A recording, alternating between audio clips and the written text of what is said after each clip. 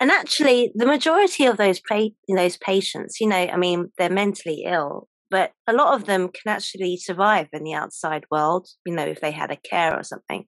So she's actually Yeah, very good in making them think that actually there's no way that they can survive out there without her. And do you know what I mean? In that way, she's very, like you said, manipulative. yeah. I mean, Um, that's the interesting thing, that a lot of them there are actually there by they don't- choice. That yeah, they could actually walk out whenever they wanted. and that's what Yeah, Jack's no, there's one point where he says that, doesn't he? And he says, yeah, you guys are no more crazier than the guys out there in the real world, which is true. You think about it. Um, I mean, obviously they can't, do things by themselves. For instance, like a day to day, so they'd need a carer. But yeah, they're there for by their own choice. They don't really need to be there, or at least need to feel like they have to be there. Do you know what I mean? Um, yeah. and on the flip side, you know, in that situation, well, they should be looked after and cared after, and not come across people like that. But unfortunately, we've heard numerous nightmare stories about, obviously not people like her, but people that have abused the system and taking care of the elderly and stuff and doing awful things to them. So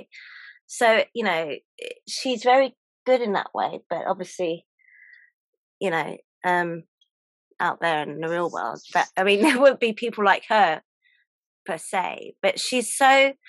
It's because she's very. I can't say it, but she's so creepy, isn't she? She's like, it's like, Yeah, I mean, you're she like, never kind of goes to a point where you she can. never loses her temper, really, She does never she? Either. loses it, yeah, and she never, you know, makes it too obvious what she's doing. She's very kind of calculated in what she's doing, so she Yeah, never breaks her own rules. She kind of pushes everything to the limit and really pushes people. yeah. And you can kind of see she enjoys getting. At first she's kind of tested by Jack Nicholson's character, and you Mm. can tell instantly she's put off by him because she knows she's going to constantly question her authority. But the more she starts to wind him up, she starts to enjoy it. Yeah, but she Yeah, definitely doesn't like him, does she? no, because he's not as easily swayed as the other characters. She's Yeah. managed Well, to he get this stands whole up to group her. in, hasn't she? Yeah, Yeah, he stands up to her, and that's like a yeah, bully, like being told what to do. It's kind of going back to the Queen of Hearts situation in a way, isn't it? Alice yeah, in Wonderland.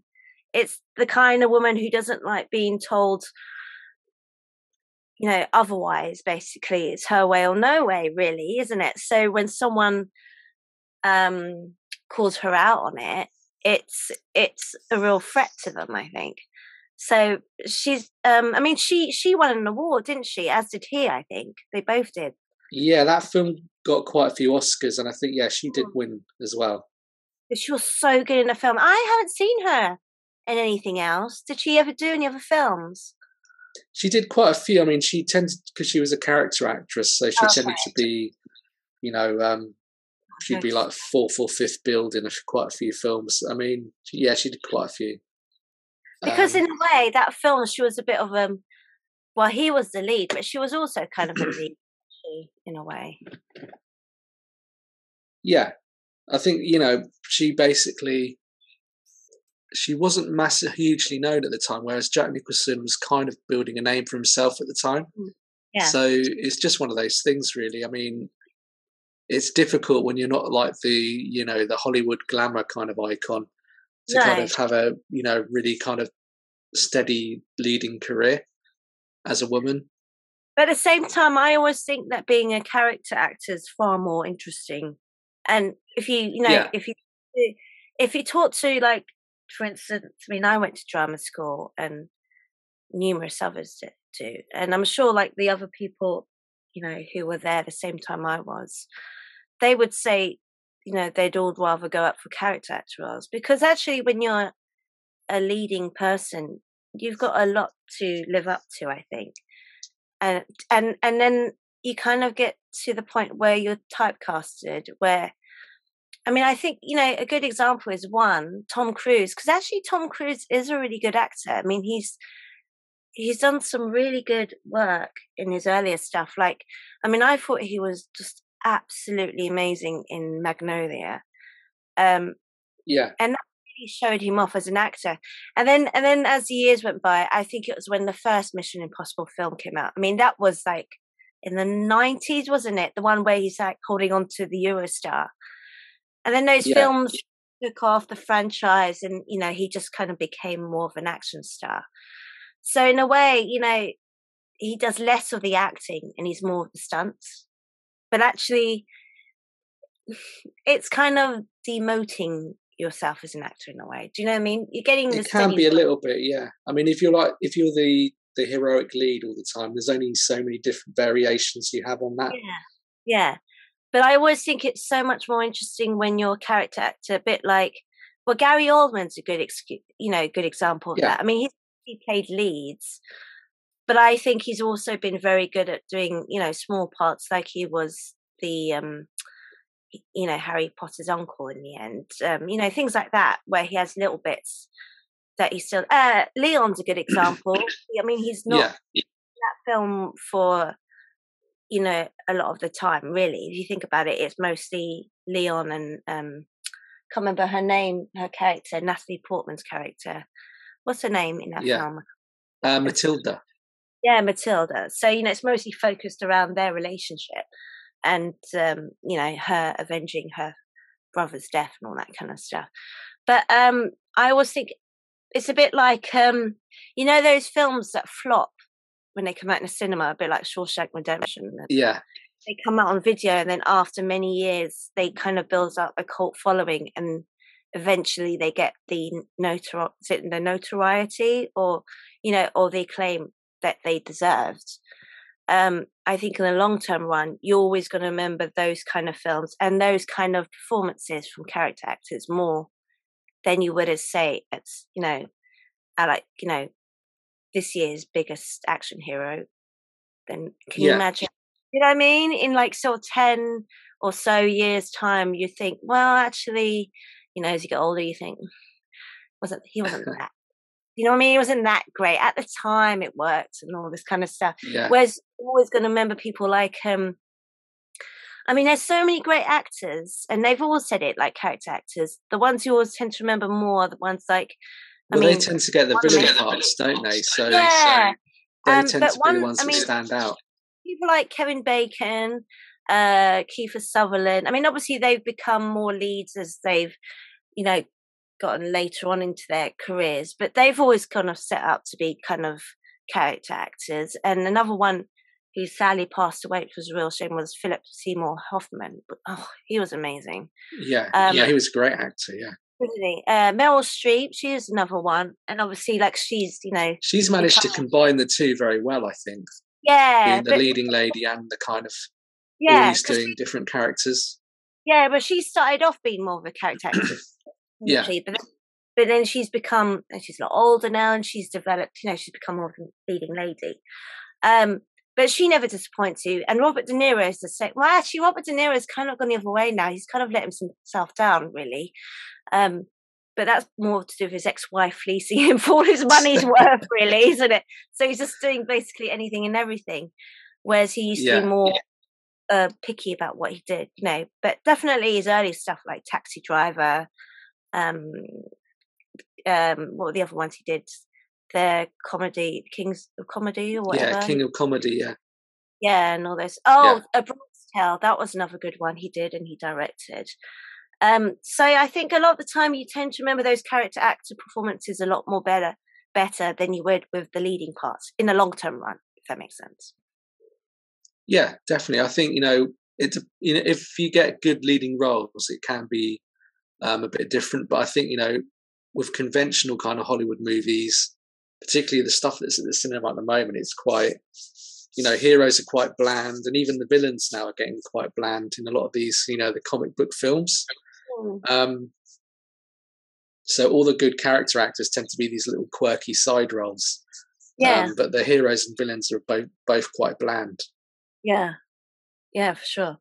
Anything else you want to say about Nurse Ratched? No, I think No. we've covered her. All right then. So should we go into one of mine? Yeah. Okay, here's one. Patrick Bateman, American Psycho. Oh yeah. See, that's a very interesting one, isn't it? Because he's the protagonist, but he's also a villain. So I mean, that's Yeah. yeah, Yeah, I was, and also, like you said, I was kind of umming and erring. Should I put him on this list? Because really, like you said, he's the protagonist, and in a way, it's not his fault, is it? Because he's just he's just a narcissist, and yeah. so, but he kind of knows it, doesn't he? So you can He tell does, he's yeah. so But you do it's see him like sort of questioning his reality, don't you? So yeah. moments where he's So just losing his grip on reality. yeah, and I've spoken. We sort of loosely covered him on when we did our Valentine's special with Jason and his partner Rachel, where we talked about love in the movies, and we put him under the category of self-love, but in a Yeah. way, it's not the positive kind of self-love. It's very Yeah. deluded self-love. Do you know what I mean? It's Yeah, taken to definitely, yeah. it's it's not set on real self-love. It's just like fancying yourself big time. He's just obsessed with. I mean, he is a really interesting character, and the film doesn't really portray the book because apparently the book goes into a lot more detail, and the ending of the book is a lot more different. Like, I think they were very disappointed, a lot of the readers, with the film because it doesn't end, according to the book the same way. Like, but basically in the film, it makes out that actually it's all gone on in his head. But I think I'm not sure Yeah. what happens in the book. Did you ever read the book? I mean, the book goes I into never read the book, but I'm guessing obviously they're a lot clearer on, what yeah. happened, yeah. Because I I think the think film is quite good at making it quite ambiguous. But you yeah, could sort of see it that it's all in his head, or you could sort of yeah, envision other things have gone on as well. because I think in the actual book, he is actually getting away with it, so he's actually doing that stuff. But I don't know. I need to. I mean, I don't read because I'm dyslexic, but there are audiobooks, so I'll get round to listening to it. But I know from someone's perspective, I knew someone who said he read it, and it goes into a lot more detail. Like, there's those scenes where he talks about, oh, have you listened to the new Huey Lewis and Yeah. goes on about Phil Collins' latest song. Just really sort of not so interesting things. And he's just like yapping away. And but he's a really interesting character because, like you said, he's the protagonist, but he's also the villain, and he's so nasty to people like his girlfriend. Like, he's just like, when he dumps her, he's just like, I'm just not that bothered, really. I'm not that invested. And she's like, you're inhuman. And he really doesn't care. He's like, I'm late for Yeah. an appointment or so. Oh, I have to return some videos. Do you know what I mean? It's stuff that's Yeah. really not important. But he's obsessed with getting the best suits, the most expensive suits, the most lavish apartment, and he gets up really early and he does so many stomach crunches, and he goes into this whole. I mean, the opening monologue is all about him, isn't it? So that's a very good opening. Like his daily skin routine, and what he does and all this kind of stuff. And it's all me, me, me, me, me, me, me. Basically, I. But yeah, he's very interesting, Patrick Bateman. I mean, I don't know what we can really say about him other than the fact is we all know he's a typical narcissist. Is he a narcissist or a psychopath? I think he's definitely got elements of both. Yeah. Yeah. I can never tell the difference between a sociopath, a psychopath, and a narcissist because a lot of the time, some of the traits sort of they do sort of cross over, don't they? Yeah. I think one of them. I can't remember who it is. A sociopath has some level of. I get confused. It is really confusing. These kind of, I mean, it is interesting how these I personalities. think he's definitely kind of leaning into the sort of psychopath. Well, yeah, it's American Yeah. Psycho. So that is for sure. Yeah, But clues in the title. Yeah. yeah. But I mean, I don't know. I mean, you can help me up with this. Why do you think he's an interesting villain? Because we kind of see him more as protagonist, don't we? I mean, the worst scene I think is when he kills the prostitutes with that was awful. I think I had Yeah. to stop the film at one point when he's sort of running after them with the Yeah, chains. with the No, chainsaw. Yeah, and he one's sort of after drops the it only one down the that's stairs. alive. Yeah. Yeah, because one of them he's killed already. And the other one's running away and he drops it down. Oh, that was awful. It was just horrible. That sound of that chainsaw. Oh, it's just really, but yeah, what can you say about him?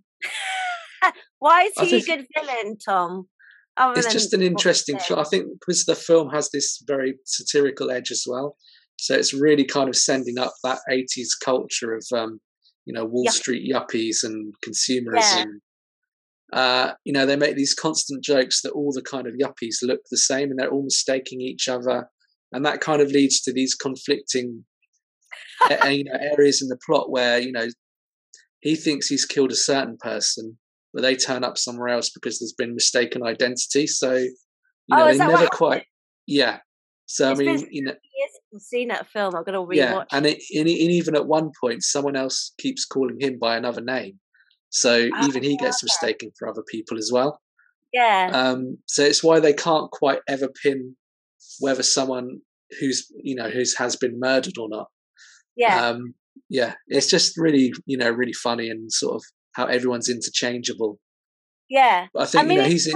Yeah, it's kind of got like, I mean, when you look at it as in the genres, there's so many things it could be labeled as. It could be labeled as a dark comedy, then it yeah, could be labeled as I guess, like a horror film, a slasher film. But then there are bits of the film that are actually weirdly funny, like the one, the moments you just described, or when he's yeah, about to kill Jared Leto and he puts on that like ridiculous raincoat, and and then he's dancing in that crazy yeah. way.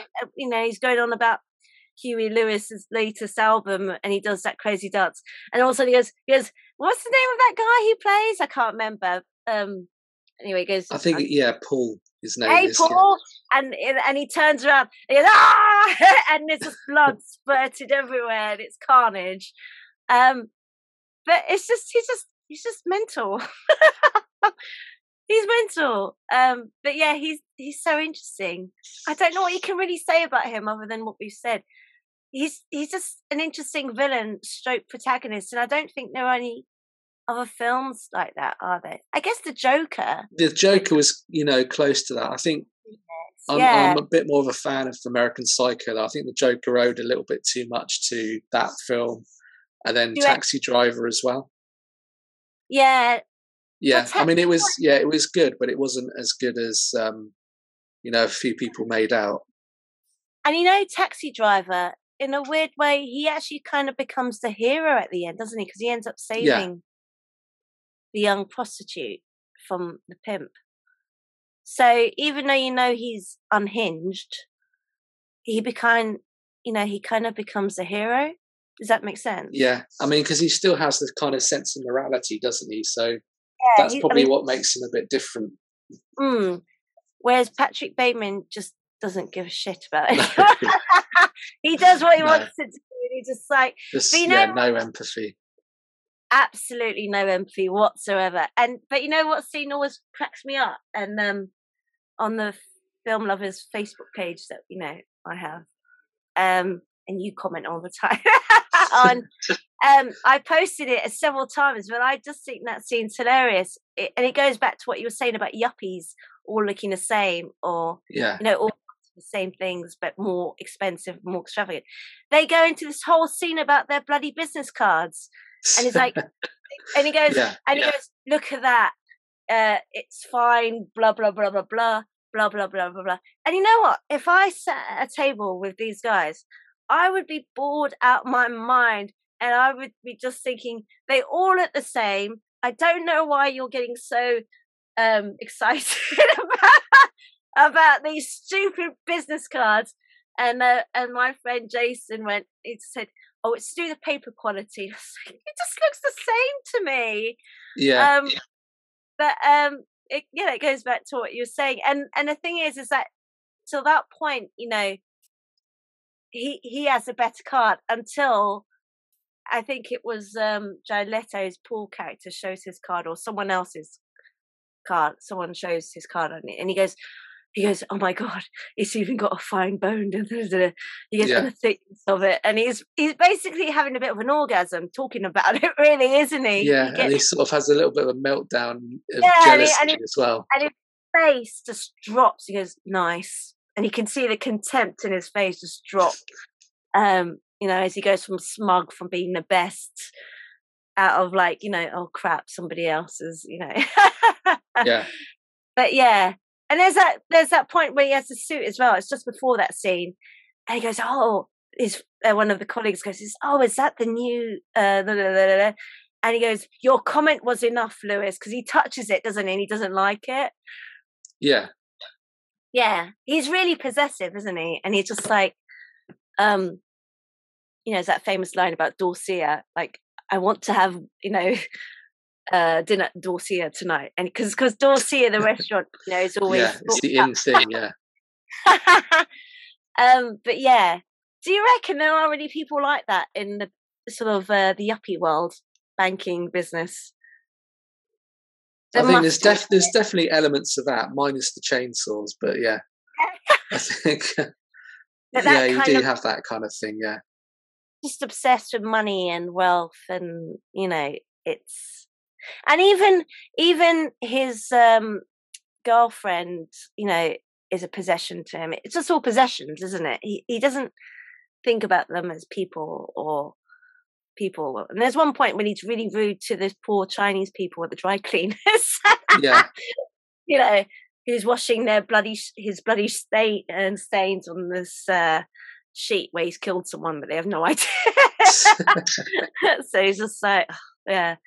But yeah, he's interesting. I think he's the only one really explored in the film as being the protagonist stroke villain. And then, like he said, I mean, Joker's an interesting one because Joker originally wasn't a main lead, was he? He was in the Batman films.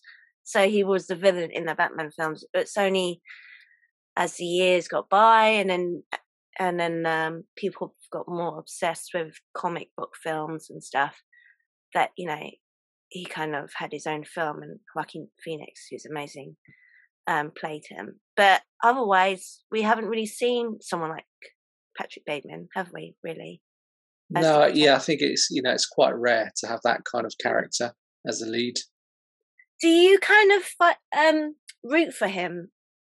Do you think, as an audience member, the first time you see it? I'm Do you not like sure it? you necessarily root for him. I think because you got the black comedy edge. I think Mm, if it was taken very seriously, I think it might be difficult to kind of watch maybe. But I think because it's kind of black comedy and satirical, yeah, that's kind of what keeps you, watching the character. yeah. I mean, it can be interesting to see a film through a villain's perspective, I Mm. guess, as it's a bit different. We need to do like a video essay about him. He's a very interesting character, isn't he? Yeah, most definitely. Yeah. I mean, you got so many different angles to him. But yeah, for sure. But he's definitely a very interesting character. He's obsessed with things and wanting things, and if he doesn't get the best things, he gets really annoyed. I was gonna say pissed off. But yeah, he's definitely a psychopath. And a definite narcissist for sure. Anything else you want to say about Patrick Bateman? Oh, do you know what's funny is that on the YouTube comments, people write, he was Patrick Bateman and then he became Batman. It was quite an interesting Yeah. contrast, you know what I mean, between Yeah. the twos, Bateman, Batman, you can where did that jump come from? And you know what's interesting about that film? Because that film came out, I think that film got made in like 2000 or 2001, 2000, and he was Yeah. 27 in that film. Um, And he obviously had to buff up. I mean, we all know how crazy he is about, he's a bit of a Yeah, method actor, isn't buffing he? So, up or getting really skinny and just or or getting really just getting fat. really fat. Yeah, yeah, which is extreme. I mean, he's doing it again lately for something, which is just like extremely dangerous to the body and everything, really, your heart, your brain, you know what I mean? And there was that Yeah, one point, I'd never seen it. I will get round to it. The Machinist. Is it Machinist? Where yeah, that's a really good film. Yeah, but I know that's a really kind of grim film. And he just looks super anorexic because he lost a hell of a lot of weight. And like even his own family was worried about it. I mean, he looked like he was on death's door, really, didn't he? He takes it too far sometimes. yeah. I mean, I think that definitely was taken too far. But I mean, that's Mm, quite an interesting companion piece to American Psycho because it's yeah, another character where he can't quite distinguish, reality. So it's another interesting film. for sure. But he's also a very good character actor, Christian Bale, for sure. So, Yeah, and he just definitely. became Yeah, a very good lead as well over the years, which is kind of a shame because he got typecast as Batman and all that stuff. Um, but he's still going strong, but just not as strong in the cinema world, is he? He's more of a TV person now. yeah. It's a bit of a mix. I mean, I think Mm. the difficulty with him is he's a very intense actor. And he's of a Um, certain age now, isn't yeah. he? As Similarly with Tom Hardy as well, who's quite intense. So well? they're like Yeah, character actors who get leading roles, but it's difficult to get a leading role that kind of matches your intensity. You're kind of mm. it's difficult sometimes. But he Yeah, does like to get really into characters when he plays real life people as well. yeah, So he's got that ability to kind of immerse himself in a real life, person. yeah, yeah. Because I think he's doing more TV lately, but he's still going strong. He's just not so much in, films, I think. But yeah, for sure. Well, I think we've spoken enough about Patrick Bateman. Is there anything else you want to say about him? No, I think we've covered Patrick. Yeah, other than him being a very interesting protagonist stroke villain at the same time. But he's funny as well. That's what makes it interesting. Yeah, I think they have like funny scenarios for him, and he's kind of very. He's a character that doesn't really kind of have a humour, and No. when it is, it's kind of very. When he tries to be funny in the film, it kind of Mm. falls flat because he's got this weird, warped sense of reality. But he does funny things by a consequence of like the business card thing are just inherently funny. Yeah. Or there's a moment that always makes me laugh where he's got this really grim expression on his face, pacily walking to work, and then in his earphones it's got "Walking on Sunshine" Oh by yeah. yeah, Between in the waves. Katrina and the Waves. Yeah, so his expression looks like he's listening to, I don't know, Joy Division or Radiohead or something, but in his ears it's Walking on Sunshine. And actually, the funny thing is, his taste in music really isn't that good, is it? What are you saying about Phil Collins? No, actually, I like Phil Collins, but Yeah, I'm just saying, is that for someone who's supposed to be like hip and stuff? No, I do like Phil exactly. Collins. Yeah, yeah. You know what I I know mean? it's like set in the 80s, but I mean it's still kind of it's quite What is light it? and a little bit tame, isn't it? Yeah, I didn't realize it's deliberately set in the 80s. I didn't realize. I thought it was Yeah, basically yeah. I any think era. it is set in the 80s. Yeah, Okay, yeah, yeah, you can kind of tell that really. But yeah, he's kind of. It's just all these things he thinks he's so good at, and that his taste is impeccable. But actually, it's not. His taste isn't really that good, really, is it? no. When you think about it, which kind of shows you how warped his world is, really, or his mind is. Yeah, I mean he doesn't kind of he wants all the kind of best things. He's always aware of the best fashions and obviously the best restaurants, but Yeah, yeah. other little minor things that don't interest him, he's never quite aware of them. So No, he's no. not aware of the latest in what's fashionable in music. Because I think even back then, maybe Phil Collins was a little bit kind of looked down upon Oh, as really? a little bit kind of naff, I guess. But I I do like a bit of Phil Collins though. like Phil Collins. I'm not Yeah. slagging him off. Although I All can right. never they use one of his songs in a particularly kind of, well, let's just say a sex scene. So, but every time I listen to that song now, I get images of Patrick Bateman, admiring himself in the mirror while he's kind of having sex with a prostitute. Oh, it's two of them, isn't it? He's telling them what to do to each other. Do you remember? Yeah, Susudio. Yeah. Oh, that's it. Yeah. Susudio. Yeah. So every time you hear that song, is that film comes into your mind? It does, that scene. Yeah, it's kind of ruined that song a little bit. And it's one of my favourite Phil Collins songs as well. So, forever tarnished. Do you reckon Phil Collins gained a big following after that film? Possibly, yeah. I've actually got a little bit of trivia about American Psycho, about who Christian Bale apparently based his performance on. Oh, go on, tell me. Okay, you might have heard this one, but apparently he was watching David Letterman one night, and Tom Cruise was on there, and he was kind of transfixed by the fact that Tom Cruise was kind of very smiley and happy, because like Cruise is very kind of positive when he's on his interviews and things. Yeah, he was smiling and laughing, joking away and everything, and but Christian Bale was kind of fascinated by the fact it seemed like he had dead eyes and there was nothing going on. It was a bit harsh on Tom Cruise, but that's where he got part of his basis for Patrick Bateman. What's funny is that link you sent me with a photo. You can kind of tell, actually. It's a bit of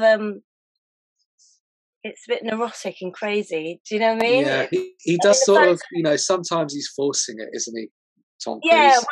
What you see, I mean, if it's just an image and you just saw like that moment where that was possibly the moment that inspired him for Patrick Bateman, you can kind of see that actually. It does sometimes come across like he's a bit fake. I don't think he is, but that's another story. I go into that, So we'll go into that on the Tom Cruise episode. Yeah. So, but there you go. Well, that's an interesting fact. Is there anything else you want to say about Patrick Bateman or American Psycho? No, I think we've covered him at the moment. Yeah, I think we've pretty much done it. We've run the bandit. So, all right. So let's go on to one of your choices for one of your favourite movie villains or villainesses. I'm gonna say I'm torn between a couple, but I think I'm gonna go with Heath Ledger as the Joker. Okay. Yeah. Can you say that again? Because you kind of keep cutting off every now and then. Okay, no, I'm going to go for Heath Ledger as the Joker. Oh, okay. Oh, that's a good one. Why Heath Ledger as the Joker? I think it was just the intensity that he brought into it. Obviously, Chris Nolan did like a much darker kind of comic book film than we'd been used to. A lot more grounded.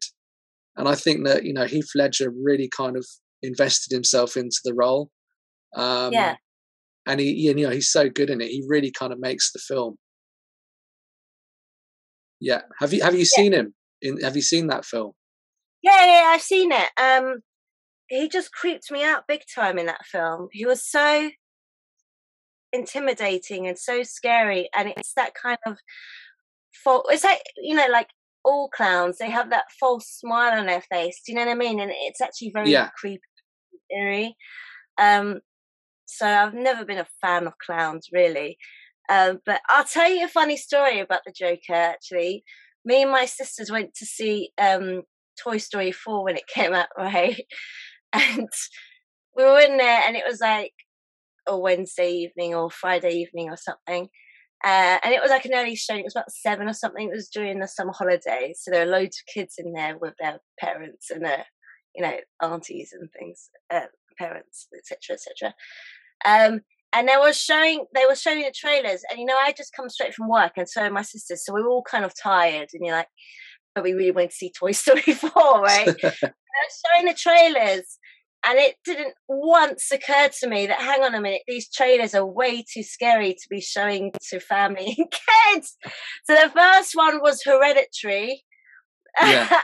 And then and then the second one came on, and it was the Joker, and the trailer to the Joker was quite scary to say the least. And then this guy who worked at the audience suddenly came into the room, and the projector turned off and the lights turned on. And it went, "Oh, I'm so sorry, folks. The projectionist put on the wrong." Put on the wrong what do you call it, reel or whatever for the trailers. So and this woman behind me, she goes, "I only came with my nephew and my niece, and I hate clowns as well." So that was really funny. But yeah, even the trailer, scared the crap out of us. And we did get a free complimentary ticket as an apology afterwards. So that was a good thing about it. But that's my funny sort of antidote about the Joker. But I thought I'd get that in. But yeah, can you imagine that? I can imagine it's quite easy to do, yeah. Because particularly now they do everything with digital files, don't they? So it's not even a case of you've got to switch a reel. It's just doing something on the computer. Oh, I see. So it's not literally switching the reel over anymore. They don't do that. No, because they share everything on pretty much everything now on digital files. Okay. Well, that would kind of make more sense rather than actually getting the reel, putting it in, taking it out, like what we used to say. But yeah. Anyway, carry on. Heath Ledger in the Batman one. What one was it? What installment was it in? The second one? It was the second one of Chris Nolan's films. Yeah. I mean, there's been so many, but obviously Chris Nolan, he did 3. And the second one is the best one. And I think a lot of that is down to Heath Ledger, because he's so intense in it, but he's also amusing as well. He's just got this interesting energy in the film, I think, which it really kind of, it's a lot darker than just maybe, say, when Jack Nicholson did it. Well, when Jack Nicholson did it, it was a lot more kind of hammy and silly and funny, wasn't it, really? Yeah. It was OTT, whereas Ledger really kind of took it to extremes. And wasn't that supposedly the role that kind of traumatized him? Apparently, there's rumors going around saying. I mean, I think they did rumor certain things, and then I think Jack Nicholson himself said that he'd kind of warned off Heath Ledger from doing the role because, in case he got too kind of into it. I don't think there's much in that, but he was on prescription pills and things like that. So he was really old, wasn't he? He was on sleepy because he couldn't sleep and stuff. And he was on several barbiturates and things, and I mean, it's really sad what happened to him. Apparently, do you know who he based his character on? So you told me about Patrick Bateman, but I know who he based that character on. Do you know who it is? I can't remember. I've probably heard one or two things. So he apparently based it on a singer called Tom Waits. Do you know Tom Waits? Oh yeah, I can see that. Yeah. I know he's an American kind of blues singer, and he's got that very deep voice. I think he sang "Chocolate Jesus." I love that song. But he's got that very kind of gruffly rough voice, and you can kind of hear that in his voice and Heath Ledger's voice. Yeah. Well, I think they actually did a film together. Heath Ledger's last film. Was that Terry Gilliam film, and I think Tom Waits was also in that as well. Oh, okay. Yeah, because he's done a few little bits and pieces, but you can definitely hear he's based his voice on Tom Waits. Yeah, and a bit of the look as well, if you know what I mean. Yeah. I know that sounds, but you know what I mean. His mannerisms and things like that. Yeah, if that makes. Yeah. Yeah. But I didn't realise that he was in that film. I'm pretty sure he's in it. He's done a couple of Terry Gilliam films, so yeah. But you definitely do get that connection, I think, when you see him kind of performing or you see him in person, Tom Waits. That there's definitely a little bit of Heath Ledger's Joker there. Yeah, for sure. In the interviews, it definitely comes across as well. When Tom Waits does interviews, and he's got that very kind of rough voice, hasn't he? Yeah, For sure. What else do you want to say about the Joker?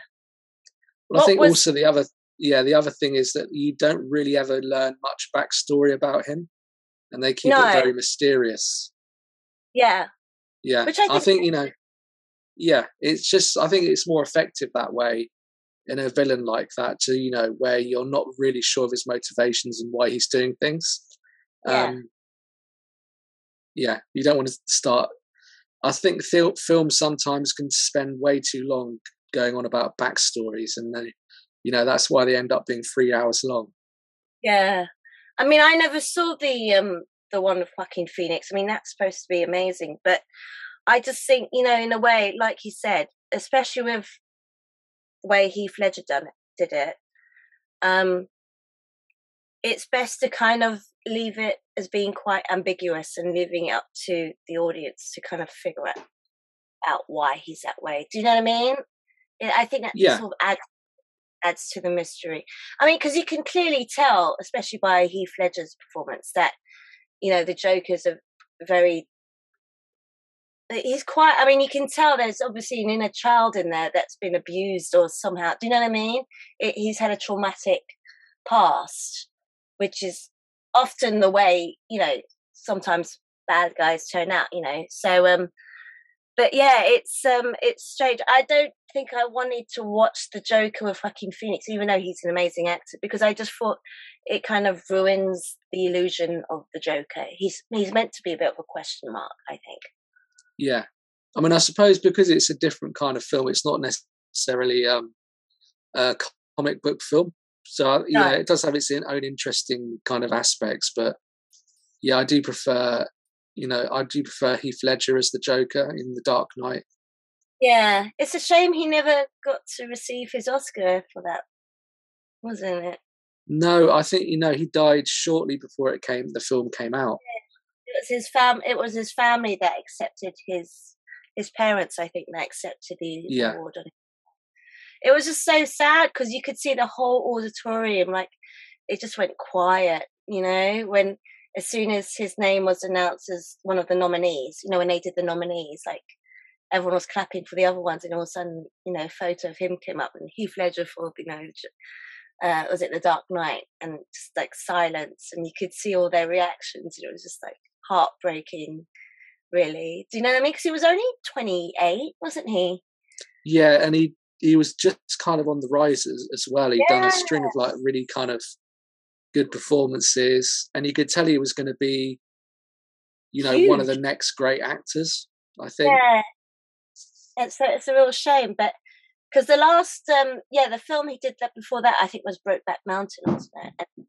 And he got nominated, win an award for that one, and then the last one he did was what was that one?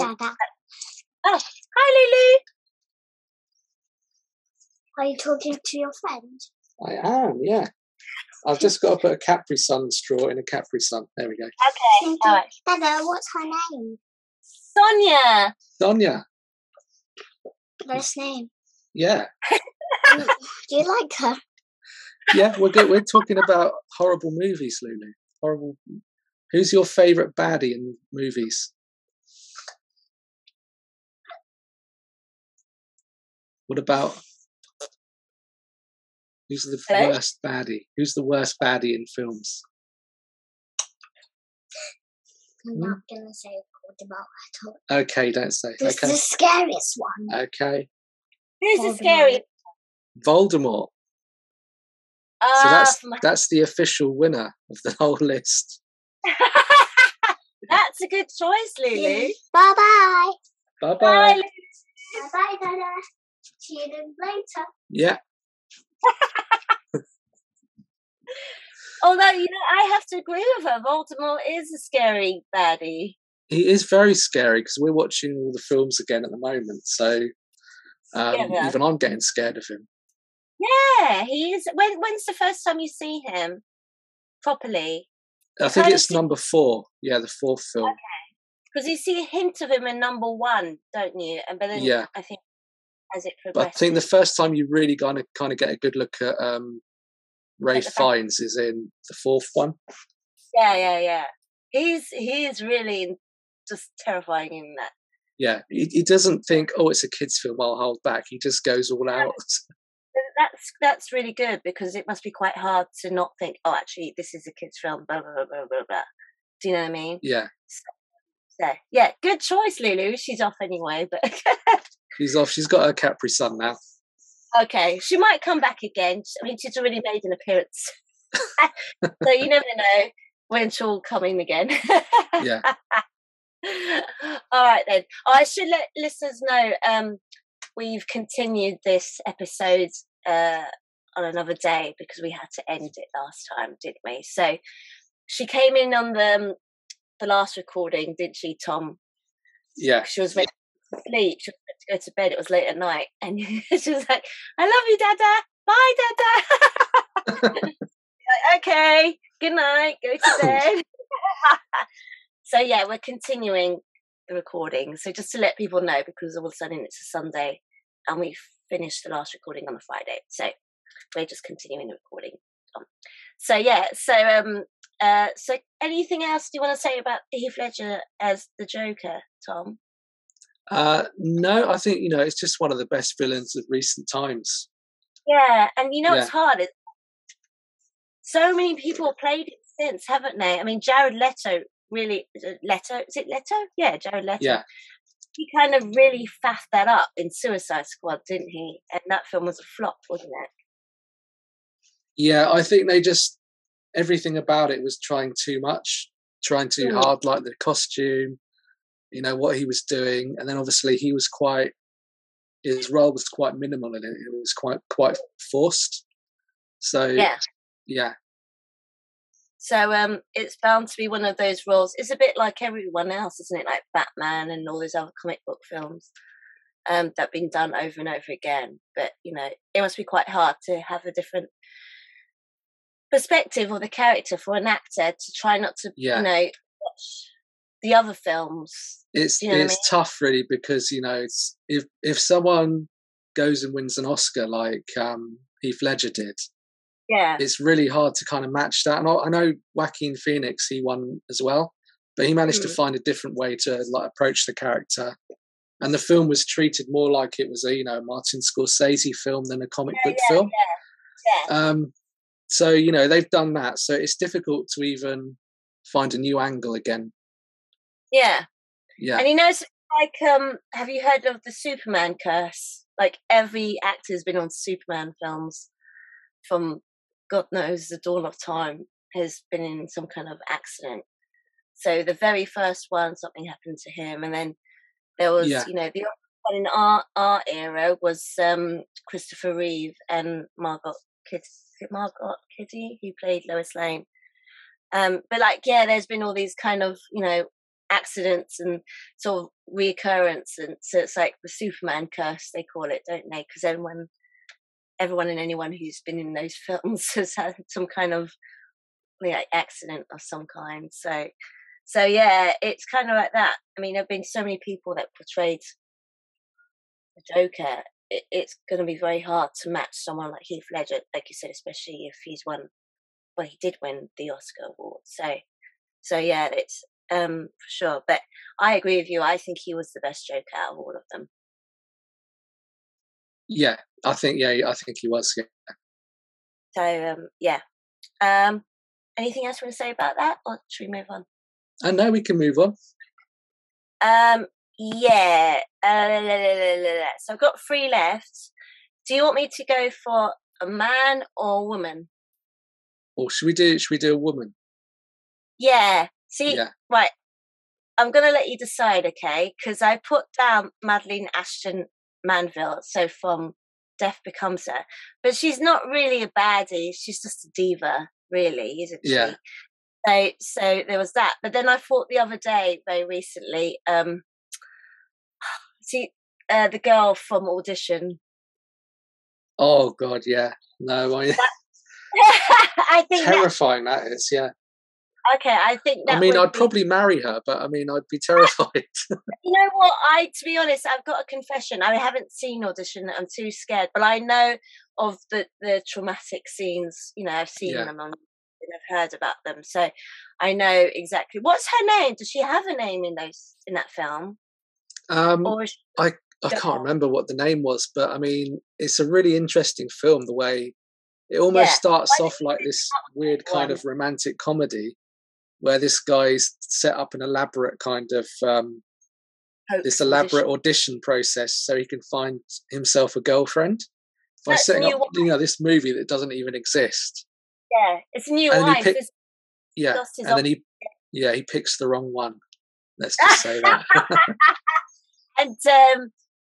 and she says, he says, I'll call you, and she said, okay, and then it cuts to her in like at a house, just kneeling by the phone when it's ringing, and Yeah, and then you've got something in the background as well, and it's just the bag starts rolling around, and then you realise it's yeah, this guy in there, and he's losing like a leg and his arm and his tongue, and yeah. So tell everyone what's happened to him, Tom. To buy in a well, I bag. mean, I don't want to give it away because I want people to go and watch it, Okay. just because I'm evil and I want them to be horrified. But Yeah. it's a very odd film, but they do Mm. kind of they've got some interesting use of flashbacks in it, so you kind of get a little bit of insight into her history and how she grew up, Okay. without going too far into it, because I think you do need to keep a bit of mystery.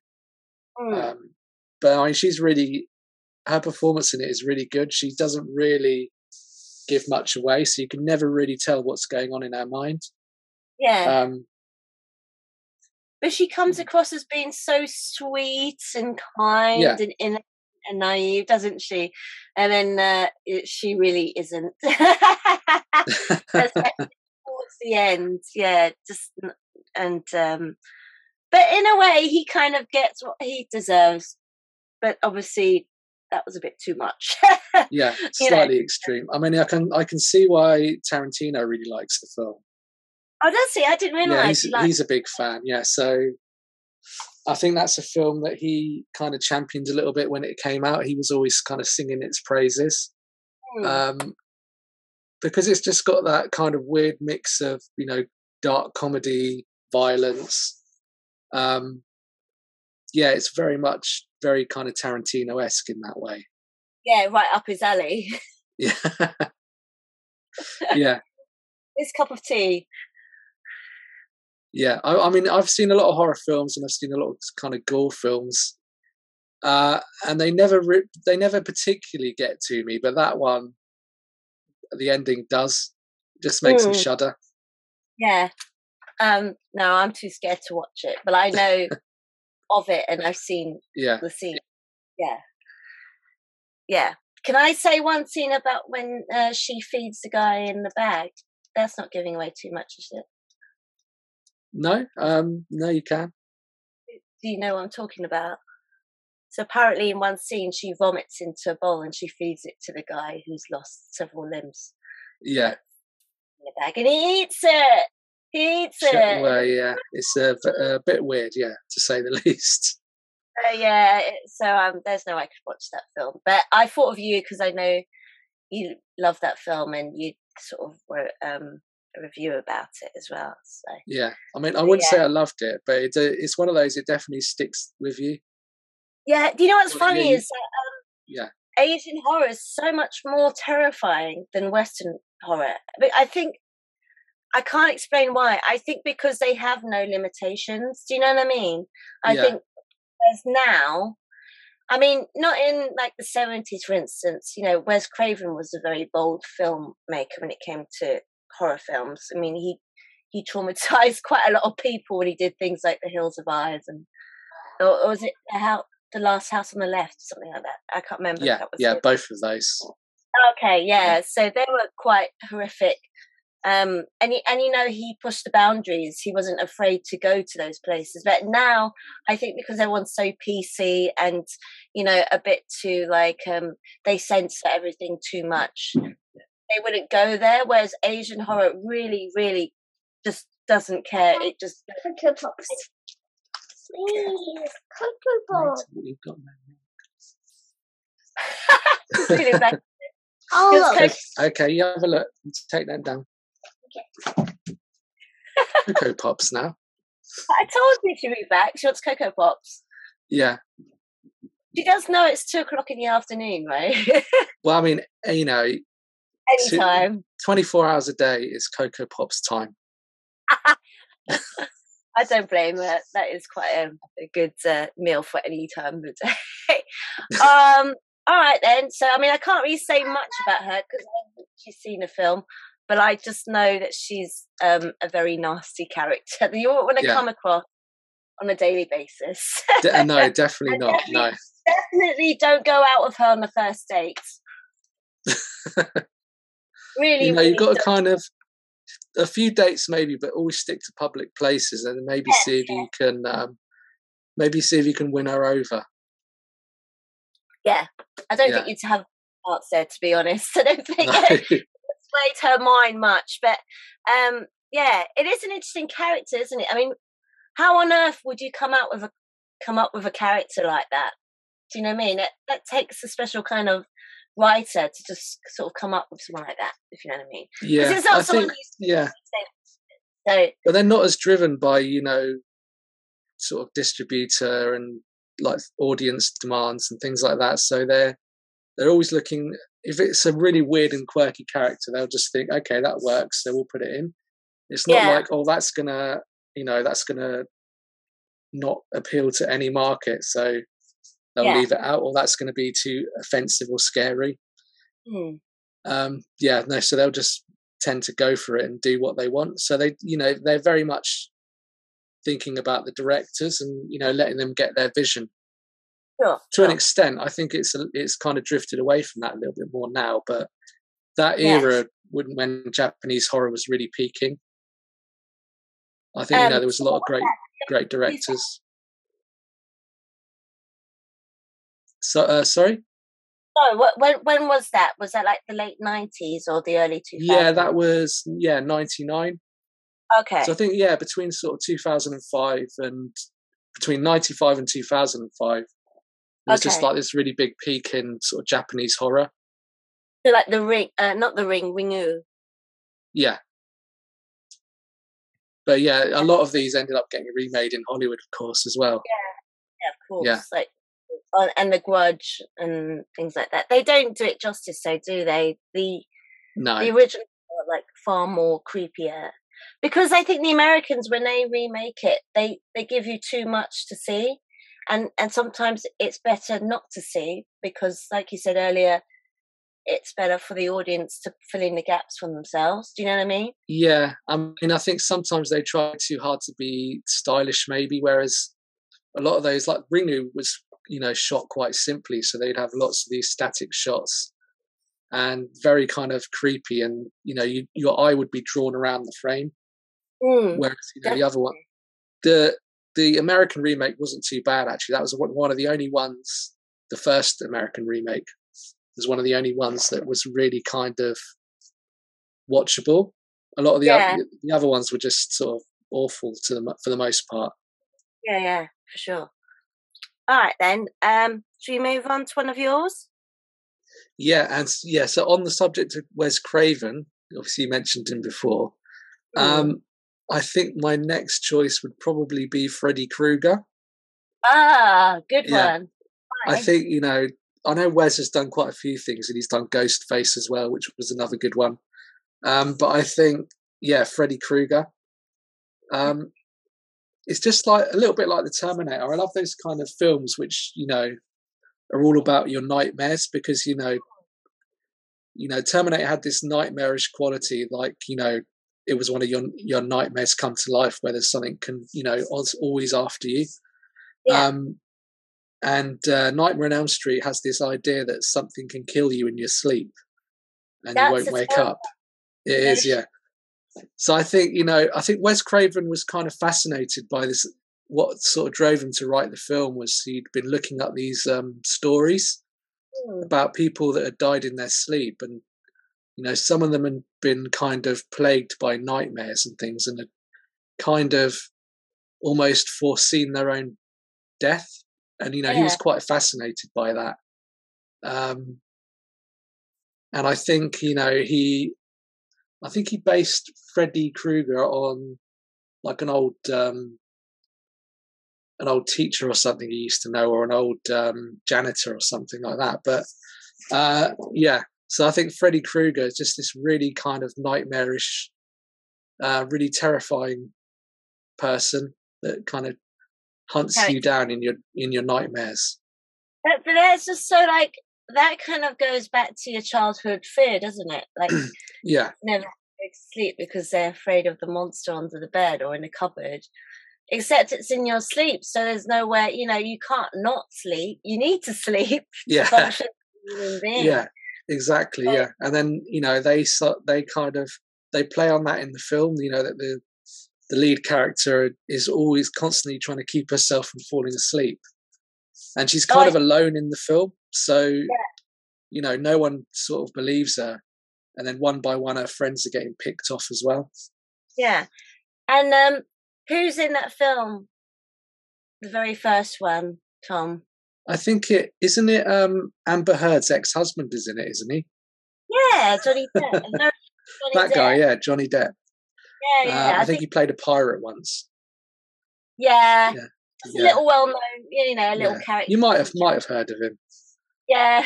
But that was his like sort of first breakout role, wasn't it?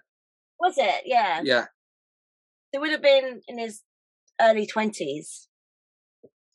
I think he was, when they made the film, he was probably about 19. Okay, because he did he Jump Street series, didn't he?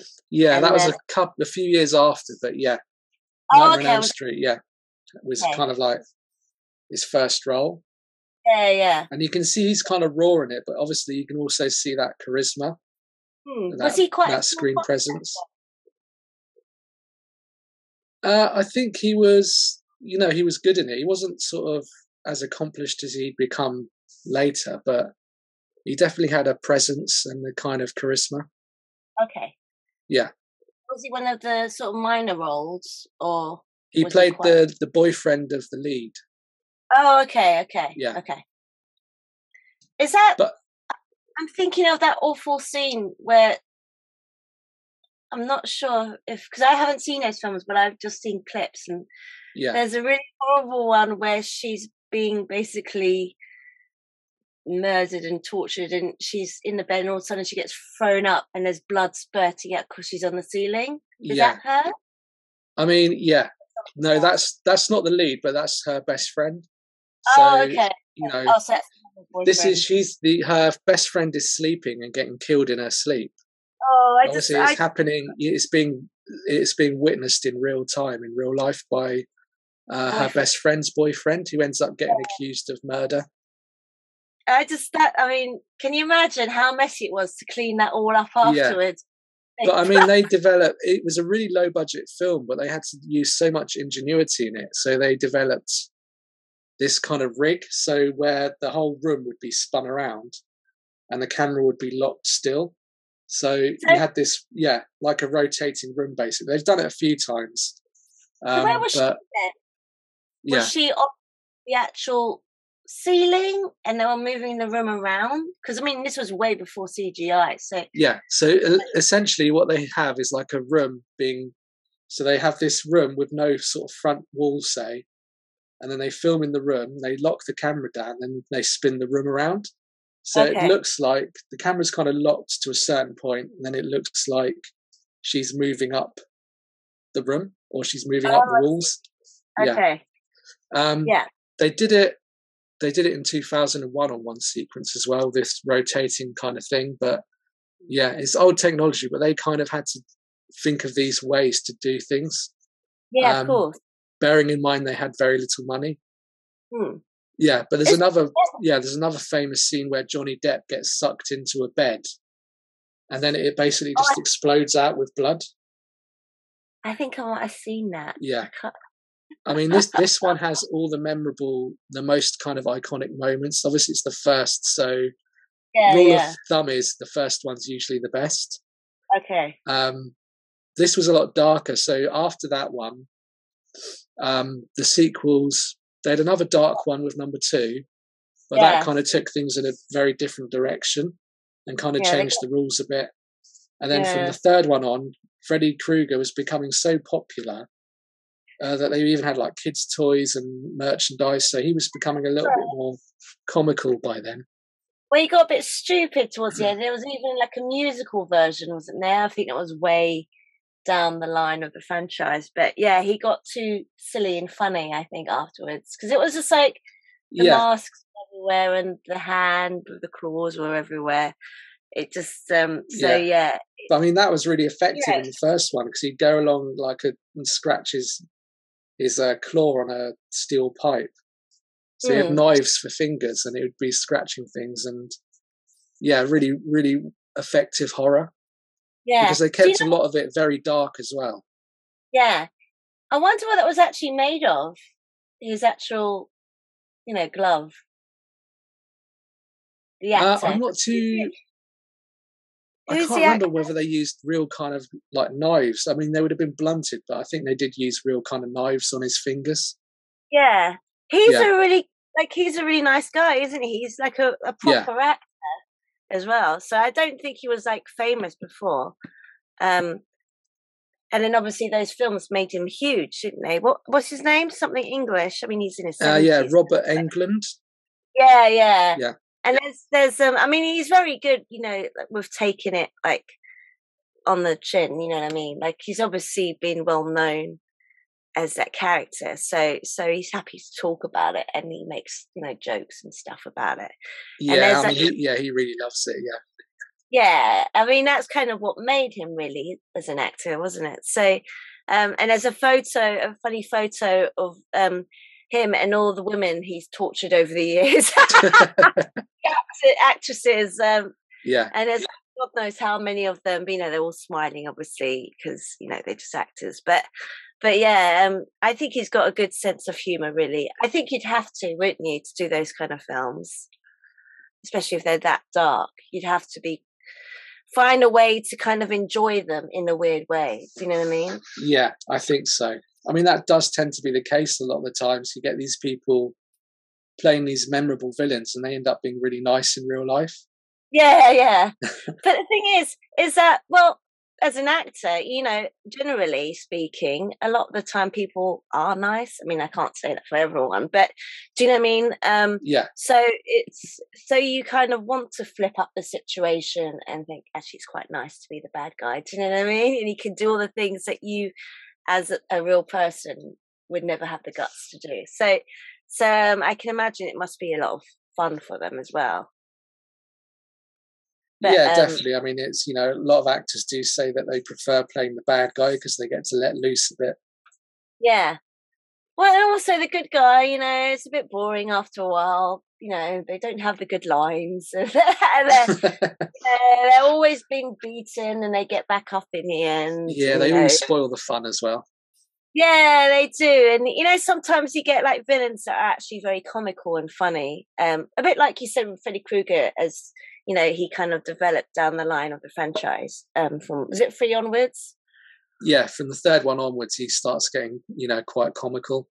Yeah. But didn't they start having? I'm not sure if it was the Freddy Krueger when they started doing all those crossovers, like Predator versus Alien, and did they do one of Freddy Krueger and Jason from Friday the 13th? Or they did, yeah. So they did, Friday the 13th. Yeah, so they did Freddy versus Jason, with him and Jason Voorhees. Freddy had his own TV show, which was like a Twilight Zone-y kind of thing, where every episode is a different kind of story. Okay. And I think he had a cartoon at one point. He had loads of kind of toys and merchandise. So he just ended up becoming really popular with kids. Yeah, it was the same with RoboCop to an extent, because RoboCop was an adult's thing, and then he ended up being kind of transitioned into becoming a kids merchandise machine. so not a good role model for young kids. there's this evil person that kills you in your sleep, and he's like going like, "Hey, kids!" Well, I think even in some of the later episodes, in the later kind of movies, they started to make his Freddy Krueger's costume just a little bit brighter, because they thought, well, we want to make it nice and bright and appealing for the kids that are sneaking in to watch it. So I mean, it's just odd the way these things turn out. I know, but can you imagine how many traumatized teenagers and kids came out when they saw the first film? They would have been like suffering from severe insomnia. I mean, it was one of those. It had quite extreme responses. You know, people were fainting and walking out. Were they? You know, not quite as bad as the stories they used to have about people watching The Exorcist when that was first out, but yeah. But there were some extreme responses because people were sort of genuinely terrified by it. But it's just such a scary notion, being killed in your sleep, and sleep is something as a human you need to do, and as an animal, you know, all animals have to. So it really plays with a kind of primal instinct, I think, in all humans to, you know, to fear that, you know, fear something. You go into what do they call it? Fight or flight, or flight or fight. You know? So yeah, but no, I think you're right. He is one of the greatest villains as well, for sure. Anything else you want to say about Freddy Krueger? No, I think, you know, he's just an iconic villain. Yeah. Oh, question: Who won then between him and Jason?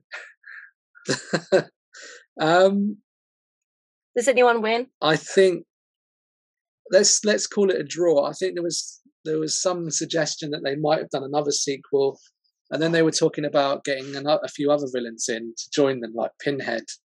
Pinhead's Hellraiser, awful. Yeah. And do you know who else would be good?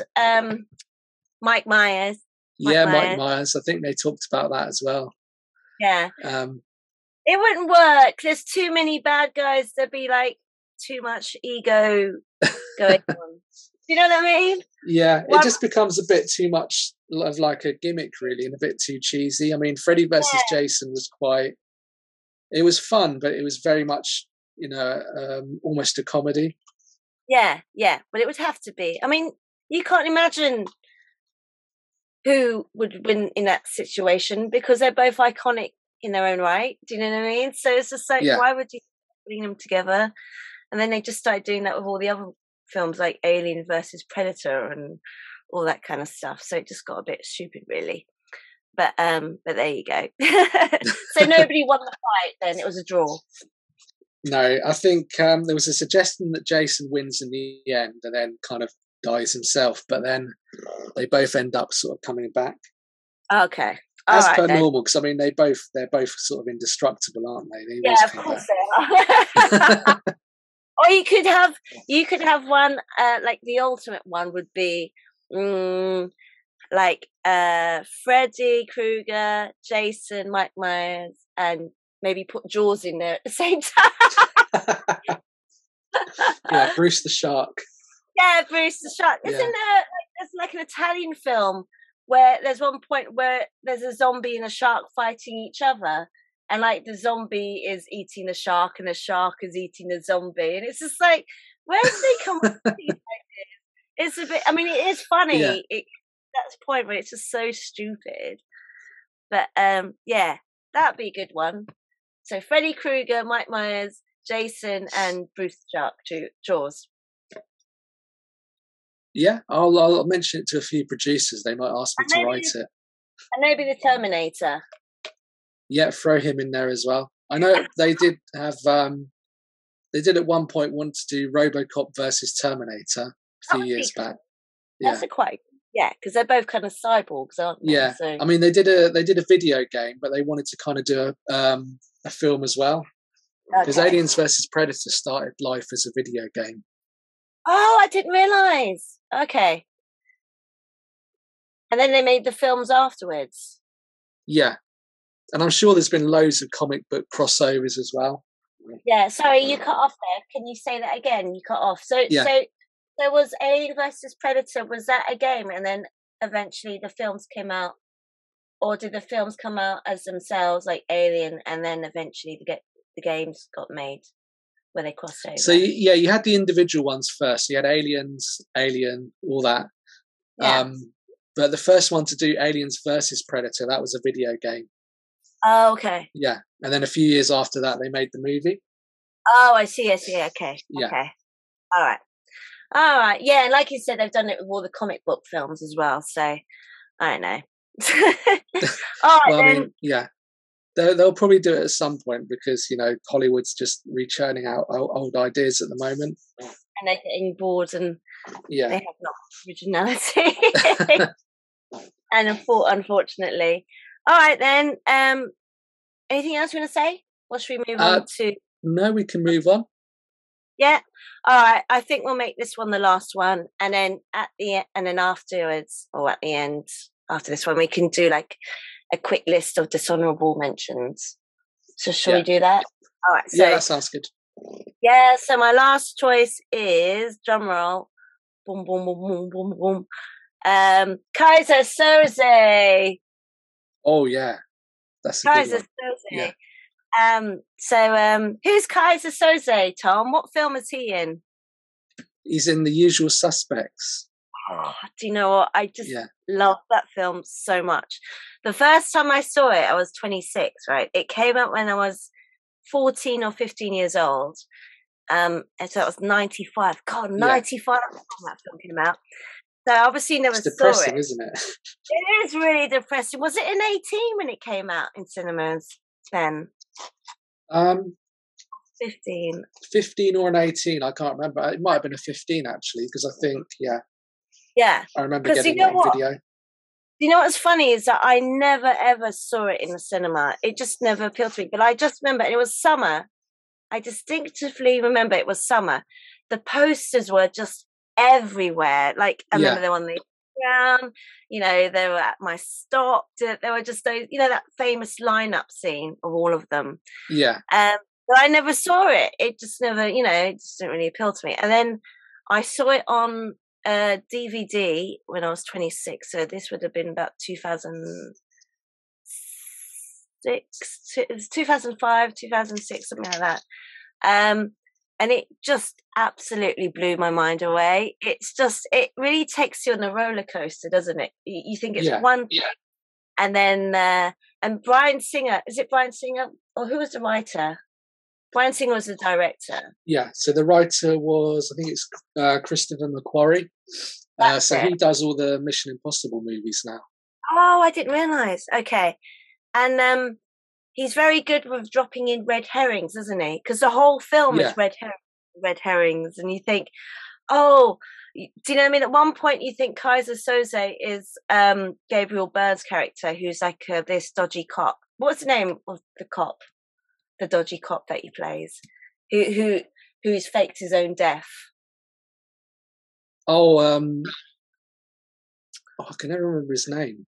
Yeah, Dean Keaton. Yeah, that's it, Dean Keaton. Yeah. So he's faked his own death, and he comes back, and he's trying to reinvent himself as a restaurant chauffeur, isn't he? Yeah. Really, just this dodgy cop, really. So you think it's him, and you never really find out who Kaiser Soze is, because he kind of comes into it sort of halfway, and you never see him, do you? You just hear these awful stories about him. But it's so effective. I just don't know how to explain why he's so good, Tom, because you hear about him, but literally like Kevin Spacey's character, Verbal Kent, says in the police station when he's been interviewed, like, some say he's like a spook story, or, it's something that criminals tell their kids, rat on your paw, Kaiser Soze will come and get you. And so it's kind of like he's like some kind of mythical mystery criminal under, do you know what I mean? And you never see him. And I mean, that's the genius thing about it, is it's the person who's kind of narrating the whole story throughout. And then I know. You're reliant on that person to be truthful, and obviously, you know, without giving too much away, you know, you might be getting led astray. Yeah, which say that happens. don't spoiler alert, but you know, the film's 28 years old or whatever it is now. Yeah, so we all know.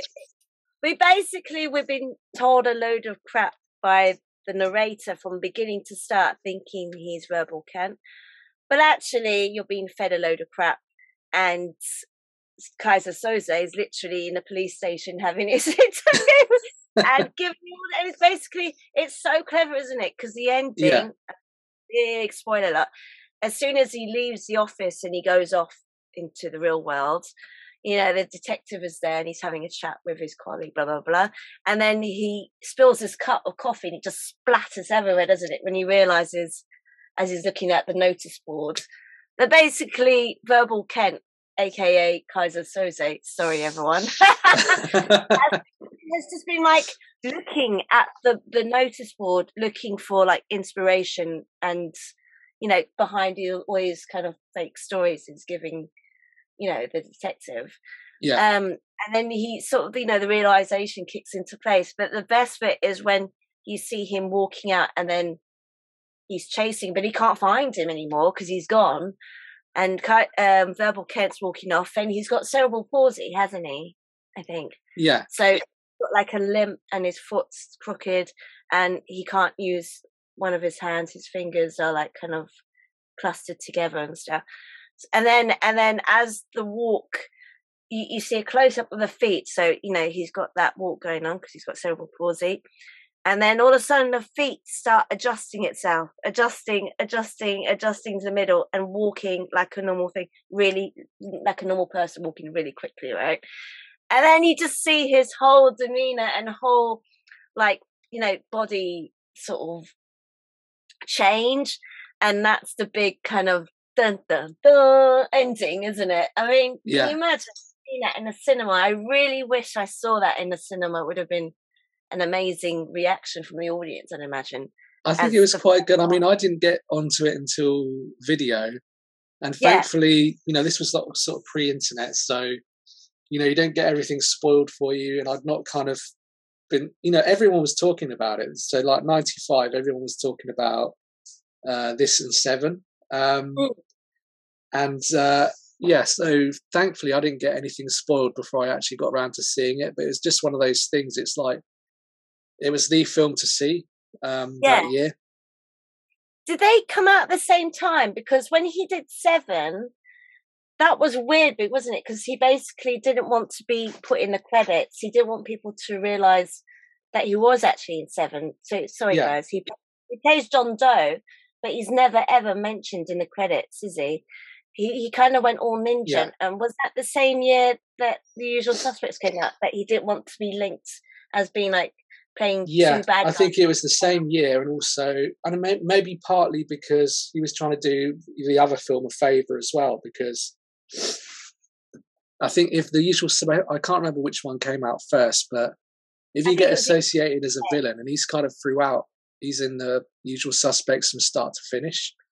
So if he's associated as the villain there might be an assumption that he's going to be the villain again if they see his name in the credits on Seven. So I can see that. Yeah, it was a clever move from him, and he won the Oscar that year, didn't he? Yeah, I think it was for Seven. I mean, he's only got like 10 minutes. It was for The Usual Suspects. I'm going to look. Hang on. It was one of those. I think it might have been Seven, because it was a little bit notorious because he had like 5 minutes of screen time in that film. I know, it was literally like in and out, wasn't it, really? Yeah. I mean, I imagine he didn't, you know. But I mean, had he not had Seven, I think he'd have been nominated for an Oscar in The Usual Suspects. I think it was The Usual Suspects. Or vice versa. I can't remember which one he got. It must have been, I think you're right, he did The Usual Suspects first, and obviously that was such a big film and a big kind of, you know, finale, that if his name popped up in the open credits in Seven, then that. Oh no, you're right. Yeah, Usual Suspects. Yeah, so yeah, he won supporting actor in that one. Oh, okay. So who was the lead then? Gabriel Byrne. Because they're all kind of supporting leads in that film. I guess it's one of those things, isn't it? I mean, he would have probably thought he would be the lead actor because he's in it, and he's the narrator basically. So, but the Oscars, sometimes get it a bit weird, don't they? I think they had Anthony Hopkins down as a lead actor, didn't they, for Hannibal Lecter, even though he's in it for sort of 20 minutes. Yeah. I know, it's strange. There've been things like that, like Return of Innocence with Winona Ryder, and what's that actress? I love her. She's English. She's absolutely bonkers. Miriam Margolyes. Yeah, she's absolutely hilarious. And she's gone on Graham Norton saying how she was really annoyed because she would have been nominated for an Oscar as a supporting lead, but then it was the same time when Winona Ryder was, when actually she should have been nominated as the lead actress. So she was really miffed at that. So yeah, you're right. The Oscars are weird when they do like that. But there's so many good actors in The Usual Suspects, aren't there? I mean, there's 5 of. Is there 5 of them? There's 5 of them. I remember there's. Yeah. So you got the 5 criminals, and then obviously all the other supporting actors as well. So you got Benicio del Toro, Stephen Baldwin, Kevin Pollak. Kevin Pollak. Pollak. Yeah. Gabriel Byrne and Kevin Spacey. So I mean, they just gelled so well together, didn't they? Yeah, definitely. I think you could definitely see the chemistry there. Yeah, they got on really well. But and everyone knows that famous line. Oh, she's back. Yeah. Hi, Lulu. She's visiting Chase the cat. Oh, okay. Ask Lulu if she's seen The Usual Suspects. I've not forced that upon her yet. So yeah, no, it's too. Maybe later. Much later.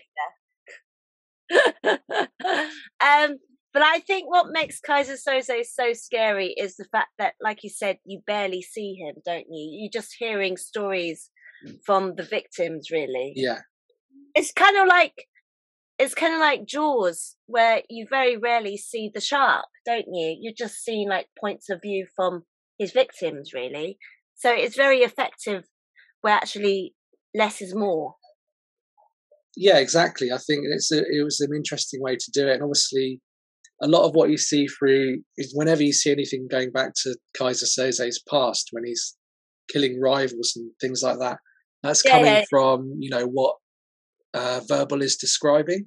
So he's obviously exaggerating and kind of, increasing the myth about, Kaiser Soze. Yeah. And then also he, like, there's that quote, isn't there, where he goes, and poof, he's gone, like that.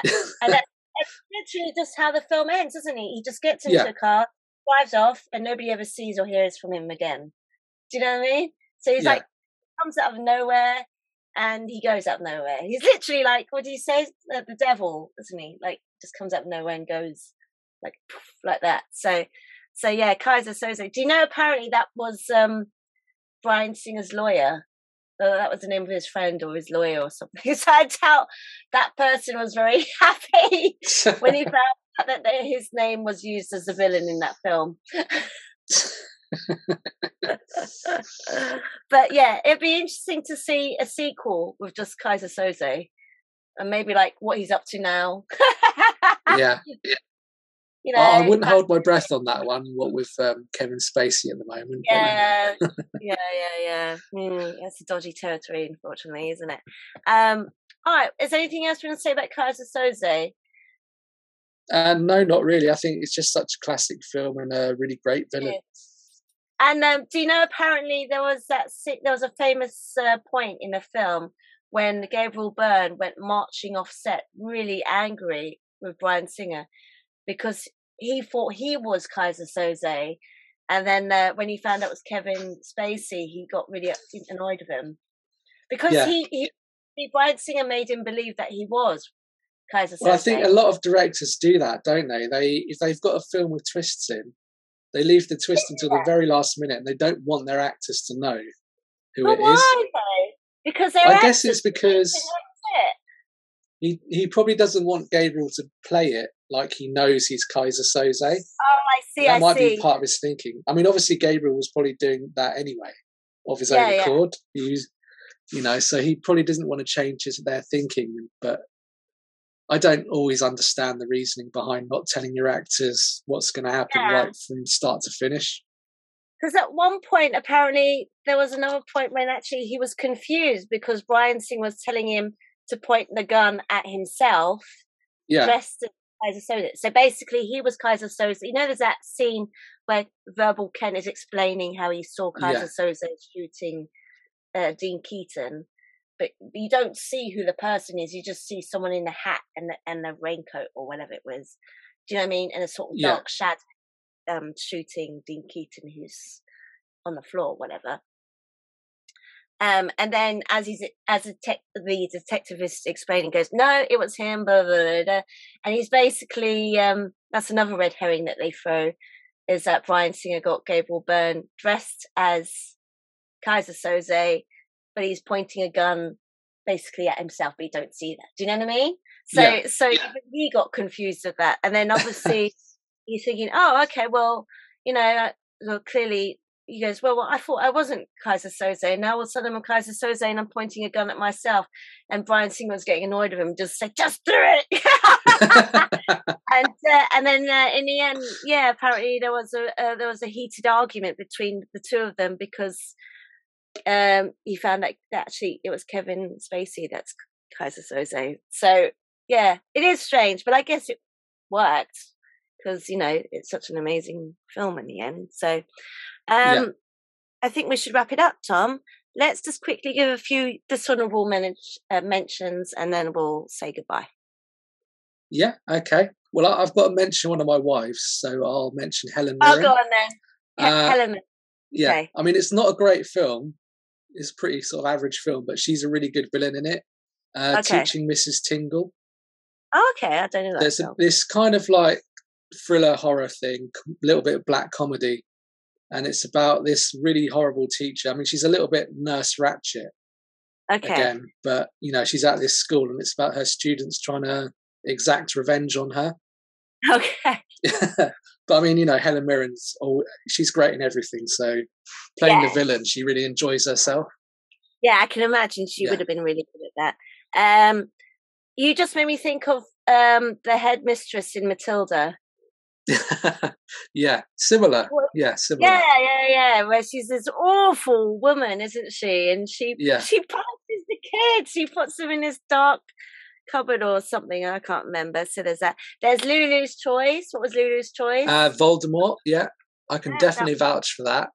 That one. Trying to think of some other mentions. We said the Terminator, Alien. Or Aliens, I guess. That's the really classic creature. So very terrifying, particularly in the first two films. Yeah. Trying to think of other ones. The Thing. Well, the Thing. Yeah. Robert Mitchum as what's that film? Cape Fear, and then later on. Cape Fear. Night of the Hunter as well was another one with Robert Mitchum where he's really kind of terrifying. I must watch that actually. Trying to think. We're on the spot. We got James Earl Jones in Conan the Barbarian. He's really scary as well. Yeah. Oh, and Darth Vader. We can't not. Yeah, Darth Vader as well. Yeah, that's another one.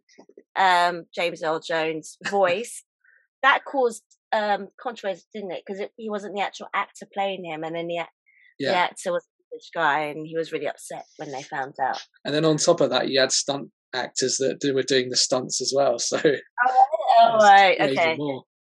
So, well, we won't go into that. That's for another time, maybe. Any other dishonourable mentions?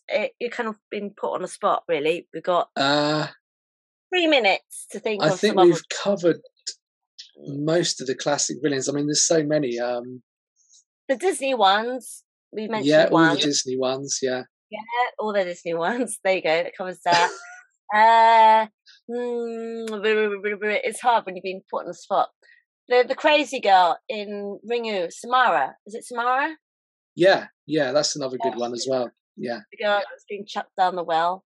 Who comes out the TV? Sorry, guys. Another spoiler. Is that Samara? Yeah. I think also maybe, I know we briefly kind of mentioned the film, but Sharon Stone in Basic Instinct, she's really amazing. That's another one. Who did Linda Florentino play in The Last Seduction? I can't remember her character, but yeah, she's kind of like that's another villain. Another interesting sort of femme fatale. That came after Basic Instinct. Yeah. And then Rebecca De Mornay in The Hand That Rocks the Cradle. Kevin Bacon in The River Wild. Yeah, Kevin Bacon always plays a good villain, yeah. He plays really good villains, but he's such a good character actor that actually I prefer him when he plays the villains because he's a lot more three-dimensional, if that makes sense. Yeah. I think that's right, yeah. He plays the good people, but he's more fun because you can kind of see his perspective more as a villain. Do you know what I mean? You can kind of not empathize, but you can see where they're coming from. Definitely, Javier Bardem in No Country for Old Men. Yeah. He's terrifying in that. Dr. Evil in Austin Powers. Yeah. He's more comical, really, but you know what I mean. Yeah. Just too many. Who did Tom Cruise play in Collateral? Oh, that's a good one. Yeah, I think. He's like the hitman. That's one of the very rare kind of bad guys he's played, isn't it? So that's he's really intense in that. Because it's such an unusual film to see him in, as the bad guy. He's always playing the good guy, you know. So Collateral. He's the hitman that's basically hired the taxi driver for the day just to sort of drive him around so he could kill people, and this poor guy is driving him around. So all right then. I think we should wrap it up. I think that's a good one to end on. Yeah, we'll end it there. Oh, and the Velociraptors and the T-Rex in Jurassic Park. Yeah. And Jaws. There you go. Yeah. I think we should. All right then, Tom. Let's say goodbye. Okay. Thanks, Tom. Bye.